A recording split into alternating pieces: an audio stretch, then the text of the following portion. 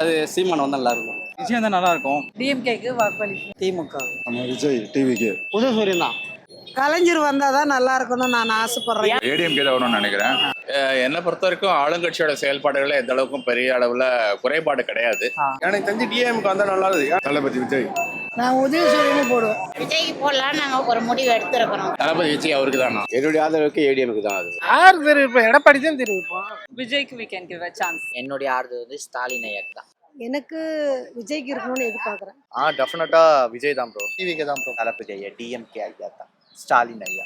கண்டிப்பா டிவிக்கு தான். டிவிக்கு நம்ம என்னைக்குமே இளைய தம்பி விஜய் தான். விஜய்க்கு தான். டிஎம்கே தான் போடுவோம். டிஎம்கே. விஜய், எங்க அண்ணன் விஜய்க்கு. ஆதரவு ஸ்டாலினுக்கு தான். ஏடிஎம்கே. கண்டிப்பா டிஎம்கே அவங்க தான். டிஎம்கே தான். எங்க சப்போர்ட் வந்து விஜய்க்கு தான் ப்ரோ.